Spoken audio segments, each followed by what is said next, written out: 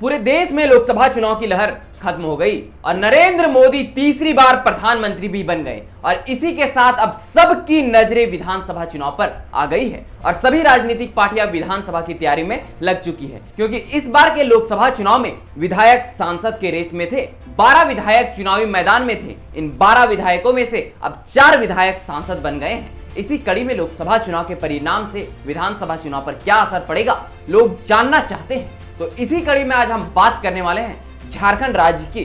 तो चलिए ज्यादा देर ना करते हुए इस वीडियो की शुरुआत करते हैं। राज्य में लोकसभा चुनाव का परिणाम राजनीतिक उलटफेर के साथ ही झारखंड विधानसभा के आंकड़े पर भी असर डालेगा।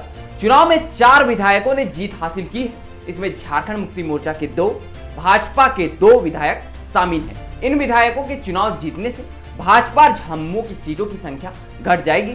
मनोहरपुर से झामुमो विधायक जोभा मांझी और सिकारीपाड़ा की विधायक नलिन सोरेन और भाजपा के हजारीबाग के विधायक मनीष जायसवाल और बागमारा के विधायक ढुल्लू महतो ने जीत हासिल की है।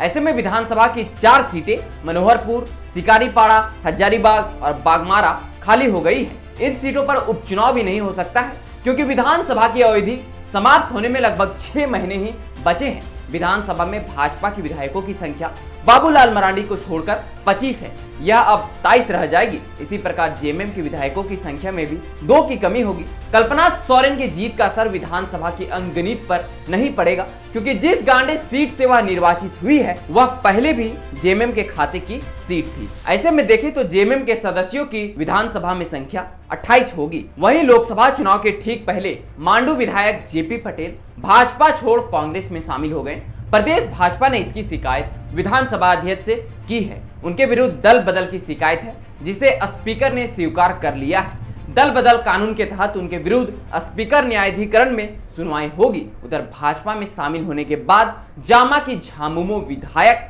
सीता सोरेन ने इस्तीफा विधानसभा अध्यक्ष को दिया था लेकिन उसे अभी तक स्वीकार नहीं किया गया है। उसमें भी देखना होगा कि आगे क्या होता है। वहीं झामुमो ने दलीय अनुशासन के विरुद्ध जाकर लोकसभा चुनाव लड़ने पर बिशुनपुर के पार्टी विधायक चमरा लिंडा और बोरियो के विधायक लोबिन हेम्ब्रम के विरुद्ध निलंबन की कार्रवाई की है। इसके बावजूद तकनीकी तौर पर वे पार्टी के विधायक हैं। विधानसभा में इनके दल से निलंबन पर उनकी सदस्यता पर कोई खतरा फिलहाल तो नहीं है।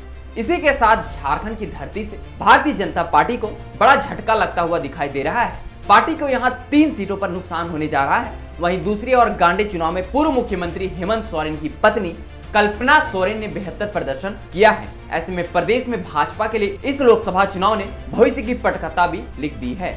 ऐसे में प्रदेश में भाजपा के लिए इस लोकसभा चुनाव ने भविष्य की पटकथा भी लिख दी है। लोकसभा की पिछली बार की 12 सीटों में से 3 सीटें बीजेपी हार गई। दुमका, लोहरदगा, खूंटी में भाजपा की हार इसी साल होने वाले विधानसभा चुनाव में परेशानी खड़ा करने वाली है। सबसे खास बात तो यह है कि गांडे विधानसभा के उपचुनाव में झामुमो प्रत्याशी कल्पना सोरेन 25,000 वोटों से चुनाव जीत गई।